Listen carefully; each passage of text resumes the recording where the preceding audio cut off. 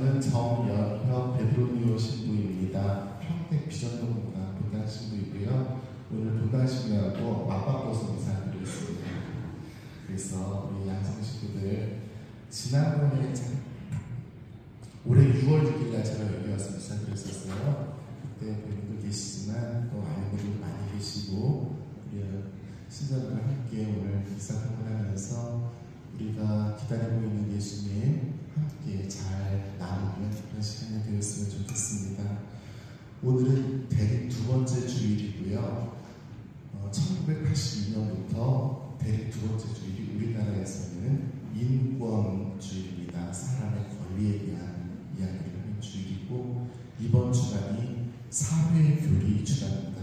사회교리는 벌써 뭔지 이상하다 싶은 생각이 드실지 모르겠는데, 네, 좀 이따 말씀드릴게요. 그래서 우리나라 또 세상, 사람, 가정, 여성들, 노동자, 환경, 이주민들, 이 모든 것을 이야기하는 그런 주간입니다.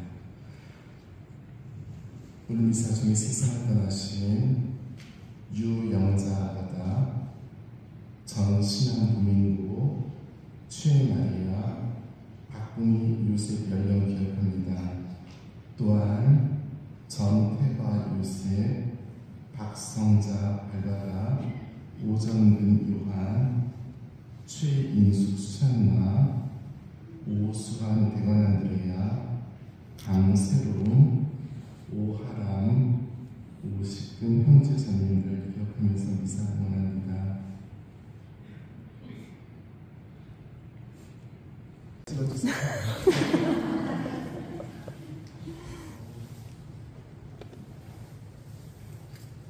저 처음 보신 분 많다. 잘 들려요? 네.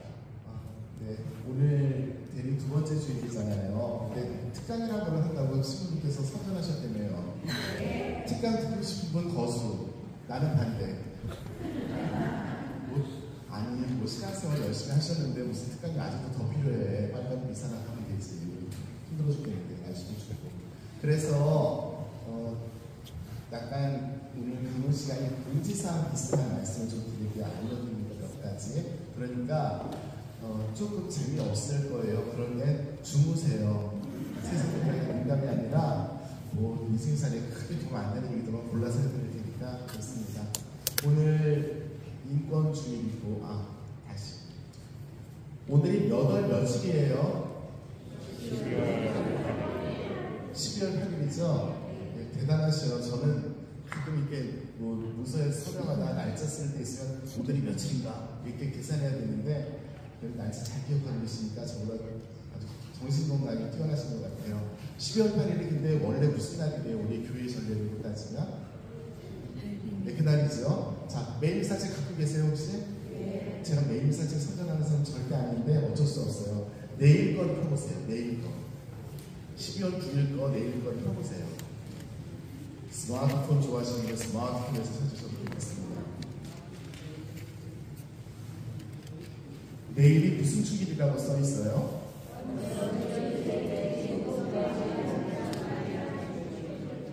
네, 제가 뭐 해야 되는 거예요? 몰라요. 동전 치고. 자, 원래 12월 8일이 그날 대축일이에요. 성모님께서 우리를 위해서 뭐 사셨던 이야기들 중에서 우리가 기억하는 대축일이 굉장히 많이 있는데 잘 아실 거니까 제가 이 마이크를 들고 내려온 거는 마이크 갖다 대면서 물어보려고. 성모님 축일 중에서 제일 대축일이 무슨 대축일이에요? 네, 성모 승천 대축일이죠.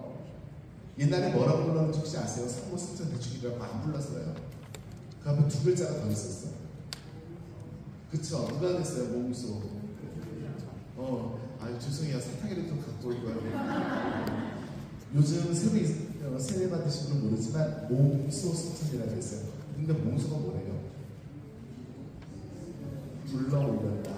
성모님은 사람이니까 스스로 하늘에 올리실 수 없어요. 하느님께서 불러 올리신 거죠. 그래서 옛날에는 몽소 승천 대축이라고 했는데 요즘은 사람이 잘 나가지고 몽소를 빼버렸네. 네, 사람이 혼자 보는데다가 어쨌든 간에 성모 승천 대축일입니다.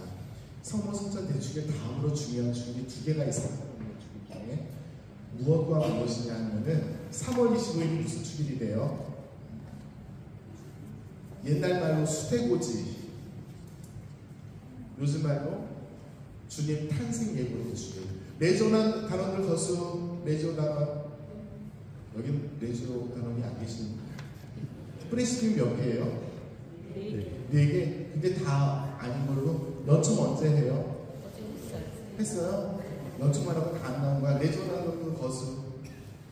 3월 25일 근처에 하는 레조 가장 큰 행사가 뭐예요? 아치에스. 네, 아치에스예요. 선서식을 해야죠. 그렇죠? 네. 한 번에 대답하기 두 번 물어보는 거 아주 힘든. 그냥 주무세요, 힘드시면. 자, 그 다음에 굉장히 중요한 주일이 3월 25일과 12월 8일이에요. 옛날 말로 무염신태라고 했던 것이죠. 원죄 없이 인해 계신 성모님. 원죄가 뭐래요? 원죄죠. 네. 본죄는 뭐예요? 그거죠. 네. 사람이 원죄를 타고나고 본죄를 짓는다고 하는데, 성모님께서는 본죄에서도 죄가 없으시고 성모님께서 원죄에서 자유로우신 거예요. 다시 말하면 성모님께서 이 세상에 나실 때 원죄를 안 타고 태어나셨다는 얘기예요. 성모님의 아들 예수님이 원죄가 없다는 이야기가 아니라 성모님께서 원죄 없으신, 그래서 아예 처음부터 죄와 무관하신 분입니다. 그날이 12월 8일인데 대금 두 번째 주일하고 겹쳤잖아요. 근데 성모님하고 예수님하고 붙으면 누가 이길까요? 예수님이 이기죠. 그래서 주일이라 밀렸어요. 놀당이야 진짜로. 그런데 중요한 것은 메인 사진을 보시면 그 앞에 짧은 설명이 있을 거예요. 뭐라고 써 있어요? 한국교회 수호자입니다. 네, 그 말씀 드리려고요. 한국이 어디래요? 우리나라. 감사합니다. 까먹었었어요. 요 며칠 사이에 한국이 우리나라인지 몰랐지. 네. 우리나라의 수호 성인입니다. 공식적으로. 그런데 이 성인을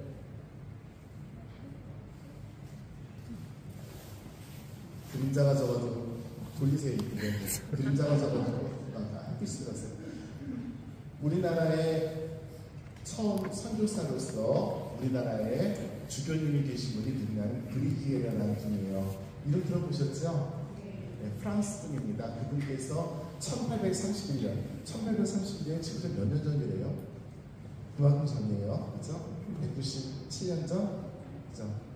197년 전에 조선교구 초대 주교로 임명이 돼요. 그런데 이분이 말레이시아 이쪽에서 걸어서 우리나라로 오시다가 돌아가신 거 어디서 돌아가셨냐면 요동반도에서 돌아가셔요. 그리고 그분 시신을 일제시대에 저희가 모셔오는데 어디로 모셔왔냐면 서울에 가면 용산이라는 곳이 있어요. 그런데 그 용산 성당이 있습니다. 한남동이 아니고 용산이에요. 그 용산 성당에다 모시는데 왜냐하면 그게 신앙교가 있었어요. 그 언덕에 지금 성직자 묘지가 있는데 거기를 모셔요. 그분이 초대 주교님이시고요. 지금 그 뉴스 보시면 아시겠지만 그분하고 김수환 주교님 그리고 복자수도에 만드신 박유룡이라는 신부님이 계세요. 이 세 분을 저희가 복사품에 올리기 위해서 조사를 시작했습니다. 브리게이드 주교님이에요. 우리나라에 못 들어오신 초대 교육장 주교님이세요. 그분이 1831년에 임명을 받고 1832년쯤에 돌아가셔요. 그 다음에 우리나라에 들어오신 선교사가 제일 먼저 들어오신 분이 프랑스 사람이 모방이라는 신부님이에요. 들어보셨죠? 네, 성 모방 신부님 나스 성을 우리나라로 다셨어요. 그리고 이어서 샤스탕이라는 신부님, 그 다음에 앵베르 주교님 이렇게 천천히 들어오시는데 이분들이 1839년에 몰라 그냥 들리는 것만 들으세요. 1839년에 다 순교하셔요. 그러니까 우리나라에 들어와서 사신 게 5, 6년밖에 안 돼요. 그런데 이분들이 우리나라의 수호 성인을 정할 때 교황청에다가 부탁을 해야 되는 그런 입장이었는데 바로 원죄 없이 계신 성모님을 청문해요. 자, 상상 한번 해볼까요? 1830년대 조선시대예요. 우리나라 그때 왕은 누구였을까요? 네, 정조다음에 그분들이 이제 좀 소리 말해서 외척들에 의한 정치가 시작되던 시절입니다. 아주 극단적으로 작은 몇 사람들이 우리나라를 좌지우지하고 있었던 시절이고요. 국민 대다수는 못 먹고 못 입던 그런 시절입니다. 그런 가난한 나라에 와서 이 선교사들이 5, 6년 선교하시다가 이제 1839년에 기회받을 때 다 사형당하셔요. 그분들이 어떤 마음을 가지고 우리 성모님의 여러 면모가 있는데 원죄 없이 되신 성모님을 왜 우리나라의 수호성으로 교황청에 투하했을까를 한번 느껴보시기 바랍니다. 우리가 죄 없기를 바란 거예요. 우리가 깨끗하게 잘 살기를 바란 거죠. 그런데 그 죄라고 이야기하면 우리는 많은 경우에 자기 개인이 짓는 죄라고 생각을 해요. 한번 생각해 볼까요? 오늘 고해 성사 보신 분들 많이 계시죠? 지금 한국이가 아니라 자주 성사 보실 텐데 고해성에서 들어와서 제일 먼저 고백하는 죄가 뭐예요? 를 대답하지 마세요. 뭐예요? 그거죠. 근데 정말 죄는 단순하게 미사 빠지고 기도 열심히 하는 것만이 죄가 아니라 그것은 성당에 대해서 가진 나의 어떤 마음일 수 있겠지만 정말 죄는 그런 게 아니죠.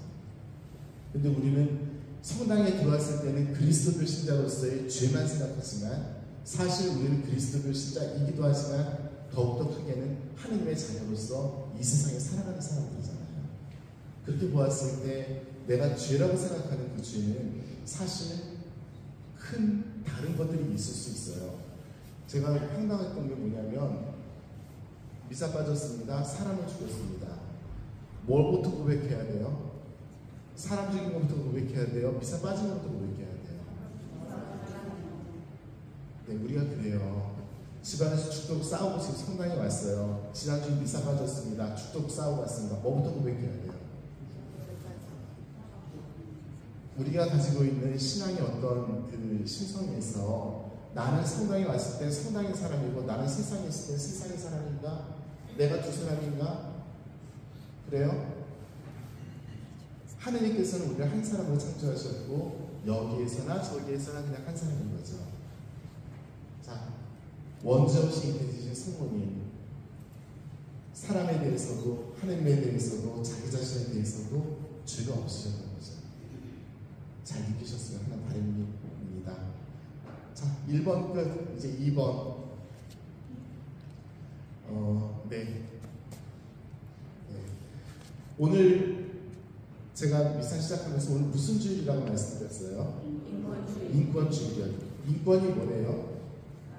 사람의 권리죠. 자, 그럼 여쭤보겠습니다. 사람의 권리 중에서 제일 큰 권리가 뭐예요? 사람의 권리 중에서 가장 큰 권리. 모든 사람들이 이 권리를 반드시 지키도록 노력을 해야 되고 보호를 해야 됩니다. 무슨 권리입니까? 표현의. 네? 표현의 자유 한참 나중입니다. 모든 권리의 기본이 되는 권리. 네? 평등 아닙니다. 생존. 네, 생명권이에요. 생명권. 살 권리죠. 아니, 살아야지 뭐 다른 게 나오지. 그죠? 네, 다른 권리도 많이 있어요. 그런데 일단 살아야 합니다. 그런데 왜 살아야 돼요? 왜냐하면 우리는 하나님의 자녀이기 때문에 하나님께서 우리를 만드셨어요. 생명은 하나님께서 준다고 우리가 다 얘기하면서 사실 그렇지 않죠. 생명을 보장한다는 얘기는 무슨 뜻이에요? 먹고 살 수 있게 해야 되고요. 함부로 데려다가 때리면 안 되고 죽이면 안 돼요. 그렇죠? 그리고 그대 연세가 몇 살이니? 73살? 13살. 제가 올해 60입니다. 장신부님하고 저희 소신학교 동창이에요. 고등학교 동창이에요. 저 친구가 제 나이가 되었을 때 우리 지구가 환경이 어떨 것 같으세요? 우리가 남겨놓은 거룩하신 플라스틱이 이 지구를 어떻게 만들 것 같으세요? 우리가 지금 이 친구들의 생존권을 방해하고 있어요. 유전자가 어떻게 될 것이며 이 세계가 올해 폭설을 겪었고 폭염을 겪었죠. 이제 시작이에요. 올해가 제일 시원한 해일 수도 있대요. 교황님께서 말씀하시죠. 세대 간의 정의가 실현되지 않고 있다고. 우리 세대가 다음 세대에게 지금 폭행을 거쳐지고 있어요. 맛있는 거 먹인다고 하면서 맨날 이런 일을 하고 있는 거죠. 우리가 우리 다음 세대의 생존을 방해하고 있어요. 자, 생명권입니다. 그 다음부터 뭐 자유, 평등 다 좋아요. 먼저 살아야지 뭐 무슨 얘기를 하지. 근데 살지 못하게 하면 안 되겠죠. 인권주의에서 우리가 82년에 제일 먼저 인권주의를 시작했어요. 우리 나라에서 시작한 거예요. 1982년. 그때 살아계셨죠? 네, 그때 우리나라 어땠대요? 저 고등학교 3학년이었어요 그때. 네, 그런 때였습니다. 1980년에 신군부가 집권하고 나서 광주에서 큰일이 있었죠. 사람을 죽였어요. 교회가 즉각적으로 반응했던 것이 그것입니다. 사람을 죽이지 마라. 그리고 인권주의가 시작되었습니다. 그리고 이번 주간부터 한 주간 동안 사회교리 주간을 몇 년도인지 까먹었는데 그때 제정을 했어요. 사회교리가 뭔가 처음 들어보신 분들 계실 것 같아요. 사회교리. 사회교리는 세상에 대한 교리 가르침이에요. 그래서 이 부분이 정말 재미없을 텐데 그래도 제가 조금 말씀드릴 테니까 잘 들으실 분만 들으세요. 재미없어요. 사회교리는 이 세상에 대해서 교회가 가르치는 교리입니다. 그러니까 단순하게 권고사항이 아니에요. 그런데 이 사회교리가 우리 역사에 등장하는 것은, 우리 교회 역사에 등장하는 것은 1891년입니다. 1891년에 살아계셨던 분 없죠? 네, 그러니까 1891년에 당시 교황님이 누구냐면 레오 13세라는 교황님이에요. 아주 오래 사셨어요. 사진으로 남아있는 첫 번째 교황님입니다. 그때 저 잘 찍어주세요. 뒤에 찍고 계세요. 네, 사진 얘기를 해서 사진이 남아있는 첫 번째 교황님이에요. 그때 사진기가 발명이 돼서 아주 오랫동안 사셨어요. 90 넘게 사셨으니까 그때 교황님께서 그 사람들에게 전 세계 신자들 보세요 하는 칙서가 있어요. 그 칙서를 회칙이라고 불러요. 그런데 그때 제일 먼저 발표하신 회칙이 뭐냐면, 제일 먼저가 아니라 1891년에 어떤 회칙을 발표하시냐면 새로운 사태라는 제목의 회칙을 발표하셔요. 장신류의 라틴어 좋아하시죠? 이 지구가 환경이 어떨 것 같으세요? 우리가 남겨놓은 거룩하신 플라스틱이 이 친구들 어떻게 만들 것 같으세요?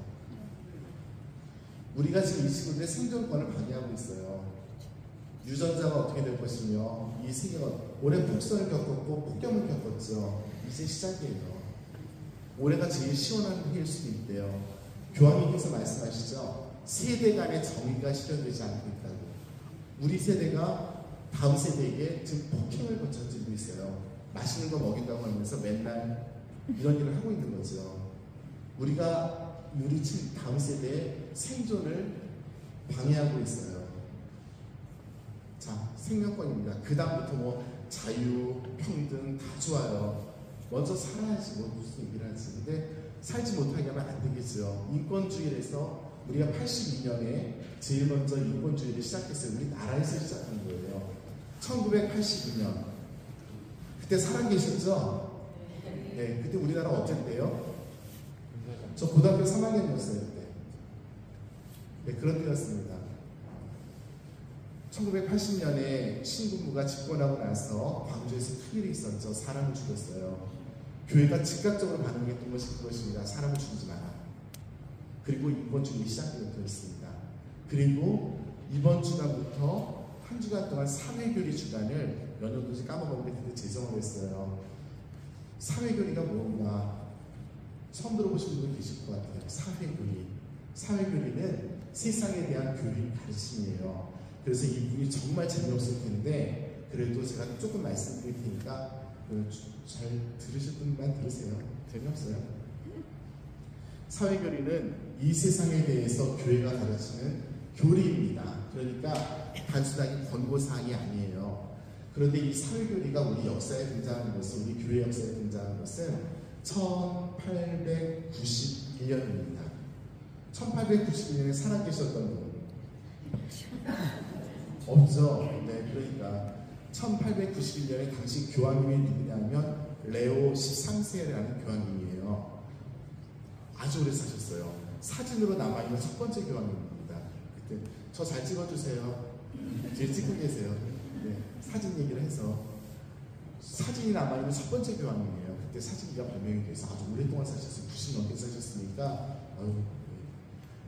그때 교황님께서 그 사람들에게 전 세계 신자들 보세요 하는 칙서가 있어요. 그 칙서를 회칙이라고 불러요. 그런데 그때 제일 먼저 발표하신 회칙이 뭐냐면, 제일 먼저 아니라 1891년에 어떤 회칙을 발표하시냐면 새로운 사태라는 제목의 회칙을 발표하셔요. 장신님이 라틴어 좋아하시죠? 노래 부를 때 성가 노래는 저희 라틴어로 안 불러요? 이번에? 부르죠? 안 불러요? 네, 많이 한국 사람이 됐네요, 장신님께서. 라틴어로 레로노바론이라고 하는 회칙을 발표하셔요. 근데 새로운 사태가 뭐냐? 그전까지 없었던 일이 벌어져요. 제일 먼저 산업혁명이라는 게 있어요. 잘 아시는. 그 다음에 그때까지 다 왕들이 다스렸는데 민주주의라는 게 나타나요. 그런가 하면 갑자기 돈이 세상을 지배하기 시작해요. 돈 많은 사람이 득세하기 시작해요. 이런 상황에서 제일 피해를 보는 사람이 누구였냐면 노동자들이었던 거죠. 그래서 노동자 문제를 이야기하기 시작하면서 사회교리가 시작이 돼요. 그래서 시대에 따라서 계속 사회교리가 발전하게 되는데, 사회교리가 뭘 다루냐면, 네, 들으세요. 노동 문제, 그 다음에 제1차 세계대전이 일어나요. 2차 세계대전이 일어나고, 평화의 문제, 그 다음에 동서진영, 그러니까 자본주의와 공산진영이 싸우죠. 그리고 그 다음에 어떤 일들이 벌어지냐면 이주민들이 생겨나요. 이주민들도 큰 문제인 거죠. 먹고 살기 위해서 다른 나라 가는데 들어오지 말래. 하느님께서 국경을 만드신 적이 없는데 우리는 국경 만들고 있어요. 그런가 하면 이제 요즘에는 환경 문제, 이런 것들을 다루는 것이 사회교리입니다. 사회교리는 우리 교회가 세상에 대해서 가르침을 주는 거예요. 근데 교회가 왜 세상에 대해서 간섭하세요? 우리 어르신들 중에서 혹시 교회가 왜 정치에 간섭하세요? 라고 하시는 분들 계실지 몰라요. 그런데 우리 교회는 분명하게 합니다. 인간에 대한 전문가는 교회밖에 없습니다 라고 이야기해요. 왜냐하면 자, 요즘 정치가 난리죠? 그러면 그 정당들이 생각할 때 사람은 누구예요? 그 정당의 입장에서 사람은 그냥 표인 거죠. 그렇죠? 기업들에게 사람은 누구예요? 소비자인 거죠. 모두들 그래요. 하지만 우리 교회에서는 사람은 누구입니까? 하느님의 거룩한 자녀입니다. 사람을 사람답게 대하는 것은 우리 교회밖에 없는 거죠. 그래서 우리가 인간에 대한 전문가는 교회이고, 교회는 그래서 사람에 대해서 정치, 경제, 사회나 모든 면에 대해서 스승이라고 저희는 확신합니다. 그래서 그렇게 해야 된다, 그렇게 하면 안 된다라고 이야기를 하는 것이 사회교리의 가르침들이에요. 그래서 우리가 너무 이런 문제에 대해서 한동안 또 아예 말도 못한 게 있던 시절이어서 너무 몰랐기 때문에 우리 이런 거 공부합시다 하는 주간이 이번 사회교리 주간입니다. 그런 의미에서 이제 정리하는 뜻으로 말씀을 드려볼게요. 자, 프랑스 선교사들이 우리나라 와서 힘들게 살다 죽었어요. 우리들은 죄 없기를 바라면서 살다 죽었어요. 그죠? 그리고 우리 시대에 정말 중요한 것은 무엇이냐면 사람에게 죄를 짓지 말아야죠. 그래서 인권주의, 사회교리 주간으로 잘 지냈으면 좋겠고요. 그런 차원에서 제가 드리고 싶은 이야기, 죄에 대한 이야기예요. 많은 경우에 우리는 죄 그러면 개인이 주는 죄만 생각을 해요. 그렇지만 조금 전에 제가 환경 문제를 말씀드렸는데 그것처럼 어떤 상황 자체가 죄인 경우가 있어요. 예를 들어서요, 우리 양성성당에서도 가끔 잔치하세요? 여기 주방 너무 좋더라고요. 장신부가 저한테 자랑했던 건 탁구도 치는데 요즘도 치세요? 요즘 탁구 안 칠 것 같아요. 그렇대요. 자, 그럼 그 음식물 쓰레기 많이 남아요? 우리 양성성당은? 안 나와요? 많이 나와요? 저희 성당은 볼 때마다 제가 아주 그냥 미치겠습니다. 그게 딴 몇 개가 될 것 같으세요? 몇 사람이? 그쵸? 저희 성당 지난 주일날 김장이라는 걸 했어요. 몇 포기 안 했습니다. 1,500포기였어요.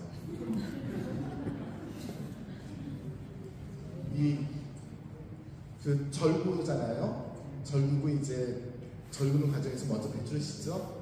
씻고 절구는데 그래서 껍질이 벗겨져 나가잖아요. 그걸 모았어요. 너무너무 아까운 거예요. 나 저거 겉절이 해놓고 나중에 만두속으로 하면 좋겠다. 근데 다 갖다 버렸어요. 힘드니까. 1,500포기가 좀 많긴 많더라고요. 그걸 갖다가 쓰레기만 해도 이만큼이야. 하지만 그 쓰레기가 비료가 되면 좋을까요? 만두가 되어서 다른 사람들에게 나눠주면 좋을까요? 그렇죠? 우리는 그런 게 버려요. 자, 다른 나라 예를 들어서 죄송하지만 소말리아라는 나라가 있어요. 우리나라 소말리아 해적 때문에 난리가 났었죠. 소말리아에서 이 해적들 없으면 국가 경제가 안 돌아가요. 그 해적들이 국가 경제에 정말 많은 도움을 주고 있어요. 슬프게도 그곳에 아이들이 평균 아이들의 몇 퍼센트더라 50% 정도가 매일 굶주림에 시달리고 있고요. 1년에 3만 명이 굶어 죽어요. 아이들이. 우리가 그 배수만 모았어도 걔네들 안 죽어요. 이것이 어느 나라는 이렇고 어느 나라는 이렇지 않은 거죠. 이것은 죄가 아닐까요? 하느님이 봤을 때. 하느님께서 모든 사람이 잘 먹고 잘 살라고 세상을 만드셨는데 우리는 이것이 안 되고 있어요. 이렇게 우리 시대에도 안 되고 우리 다음 세대에서도 우리가 정의롭지 못해요. 이 상황이 우리는 죄라고 생각을 해야 되는 거죠. 죄는 내가 누구를 때렸다, 주임사 빠졌다 이 정도 상황도 있겠지만 함께 우리가 항거할 수 없는 어떤 그런 큰 덩어리를 만들어 놓고 그 안에서 우리가 살아갈 때 아무런 죄책감 없이 살아갈 때 그것 역시도 죄일 수 있어요. 우리 양성 식구들 특히 어르신들이 많기 때문에 정말 한 세상 힘들게 열심히 사주셨을 거라고 생각합니다. 제가 드리는 말씀 잘 생각 못할 수도 있을 거고요. 정말 힘들게 일하시고 열심히 사셨을 거라고 믿지만 이제 한 번씩은 이 세상에 대해서도 조금 고민하시고 그리고 이 세상이 정말 아름다운 세상이 될 수 있게도 고민하시는 시간이 되었어요. 그러면서 오늘 죄 없기를 바랬던 프랑스 선교사들의 마음, 이 시대의 죄는 무엇인가? 나는 죄 짓지 않는다고 생각하지만 내 개인의 죄를 넘어서서 우리 시대가, 우리 세상이 얼마나 더 좋은 세상이 되면 좋을까라고 고민하는 것도 우리가 해야 되는 게 아닐까 생각합니다. 그런 의미에서 이번 성탄 정말 예수님께서 이 지구라는 구유에 모든 사람들이 행복하게 사는 구유에 내려오실 수 있도록 계속 기도하면서 성탄 준비 잘 하시면 좋겠습니다. 아멘. 저도 아멘이고요. 공지사항 2가지. 1번. 저 이거 뭔지 몰라요. 해요. 뭔지 아세요? 네. 써 오신 분들 계시면 쓰시기 바라고요. 2번. 아이고 뭐가지야. 제가 무기. 다시 오실 예수님께 바치는 다진 글 써서 공헌하라고 하셨나봐요. 신부님께서. 우리 교회에서 신앙 고백할 때 뭘 읽어요? 사도신경이라는 걸 읽죠. 네, 그래서 매일 미사책을 보시면 8쪽이 있어요. 8쪽을 한번 펴보세요. 매일 미사책 8쪽입니다. 8일 게 아니라 8쪽. 페이지 넘버 8.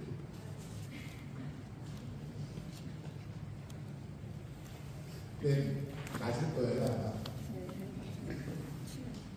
거기 신앙 고백이라고 써있지요. 네. 거기 괄호에 꺽쇠 주일과 대주일에는 이런 걸 해라 라고 써있고요. 네. 근데 그게 뭐지? 출처가 없네. 네. 네, 감사합니다. 네. 이 신앙 고백 이것이 신경입니다. 아닙니다. 신경, 사도신경이 아니라 그냥 신경이에요. 우리 신경들을 할 때 그 신경이 아니고요. 있는 경문, 조문 이 뜻이에요. 이것이 처음 발표된 때가 325년이에요. 그러니까 1699년 전이에요. 내년이 1700년인데요. 어느 지역에서 발표됐냐면 튀르키예의 수도가 이스탄불이죠. 이스탄불이 이렇게 바다가 있어요. 그 바다 건너편에 니케아라고 하는 곳이 있어요. 니케아에서 발표된 우리 교회의 공식 신경입니다. 그래서 니케아 신경이라고 얘기하고요. 325년이라고 말씀드렸죠. 그 다음에 387년에 콘스탄티노플리스, 지금 이스탄불이에요. 거기 공의에서 또다시 확인된 교회 공식 신경이 이 신경이에요. 사도신경은 로마 교회에서 막 박해를 받고 있는데 세례를 받고 싶은 거예요. 적어도 이건 외워라. 이건 알고 죽어라. 세례 받고 죽어라. 이것이 사도신경입니다. 그것은 공식 신경이 아니라 이것이 공식 신경이고요. 사도신경은 그것과 더불어서 같이 붙이는 작은 신경이에요. 왜 사도신경이냐면 잘 안 보이겠지만 12절로 나누어져 있어요. 12사도처럼. 그래서 사도신경이에요. 그래서 우리 니케아 콘스탄티노플리스 신경 한 번도 안 해보셨을 것 같아서 오늘은 이것으로 신앙 고백을 하겠습니다. 공식 신앙 고백이니까 잘 보시면 아시겠지만 나는 믿습니다. 성부, 성자, 성령인데 성자에 대한 내용이 엄청 길어요. 네, 이따 읽어보시면 아실 것 같고요. 성령, 그 다음에 교회, 그 다음에 부활, 세례, 영원한 생명에 대한 순서로 사도신경과 비슷한 내용이지만 이것이 공식 신경이고요. 성자에 대한 내용이 엄청나게 길면 나중에 본당신부한테 물어보세요. 아주 잘 설명해 주실 것 같아요. 하실 말씀 있으신 분? 네. 그러면 강론 마치고요. 자, 마지막으로 우리 예수님 기다리는 대림식입니다. 모두 건강하시고 예수님께서 내려오시는 자리는 구유라고 우리가 알고 있잖아요. 구유가 잘 비워있도록 그렇게 대림식이 잘 지내시기 바랍니다. 아멘.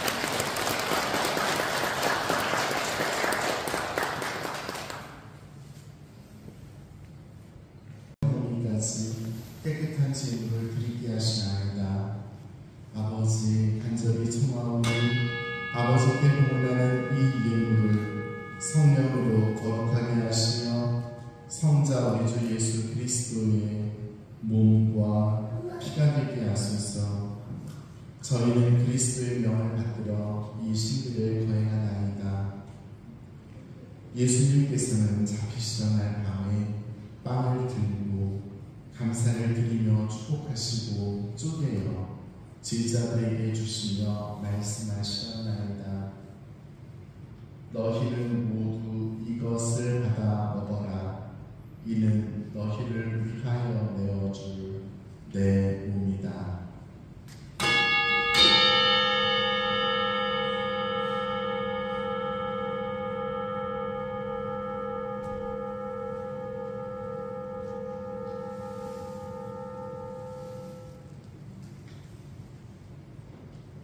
저녁을 잡수시고 같은 모양으로 잔을 들고 감사를 드리며 축복하신 다음 제자들에게 주시며 말씀하시었나이다.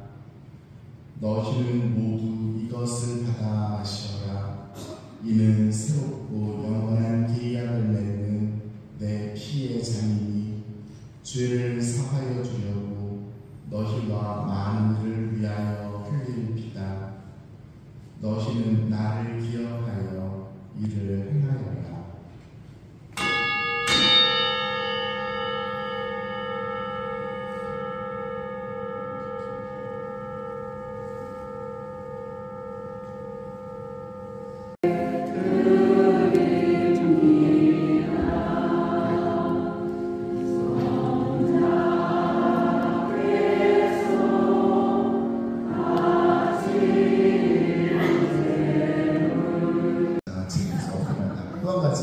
오래 살아야 됩니다. 그래서 모두 건강하시고 행복한 신앙생활 잘 하시기 바랍니다. 그리고 우리 장신부님 처음에 본당 오셔가지고 굉장히 힘드셨나봐요. 마음이. 이 자식이 원래 큰 본당 출신이라 그리고 큰 본당 가는 거 좋아했는데 조그만 본당 오는 게 실망했나봐. 그러다가 지금 저한테 엄청 자랑하는 게 우리 성당 나온 신자 숫자가 늘어나고 있다라고 얘기를 하는데 맞아요? 네, 정말 좋습니다. 그래서 제가 개인적으로 우리 양성 식구들에게 감사하고요. 우리 장식님과 함께 아름다운 공동체 계속 잘 이끌어가시기 바랍니다. 그리고 무엇보다도 서로 사랑하는 것에 대해서 확신을 가지고 살면 굉장히 좋을 것 같습니다. 나 자신도 사랑하고 옆 사람도 사랑하고 그래서 그 모든 사랑이 살아계신 하나님께로 이어질 수 있는 그런 놀라운 사랑들을 잘 사시기 바랍니다. 모두 건강하십시오. 기억하겠습니다. 고성산에 놀러 오세요. 가끔 뵐 수 있을 수도 있어요. 평택에 산이 없어요. 그래가지고 고성산으로 출장 와야 됩니다. 광고 드리고 인사 마치겠습니다. 책 읽는 거 좋아하세요? 네. 저 바깥에 제가 세종의 책을 여러 번 갖다 놨어요. 특별히 유해욱 신부님, 예수의 신부님 계시는데 정말 묵상 우리들에게 영적으로 많은 영감을 주시는 신부님이에요. 그 신부님 책을 비롯해서 세종교가 있으니까 가져가셔서 읽으시고 라면 끓여서 이렇게 덮어놓을 때도 쓰시고 필요한 비계를 쓰시면서 영적으로 거룩한 신앙생활 계속하시기 바랍니다. 오늘 감사합니다.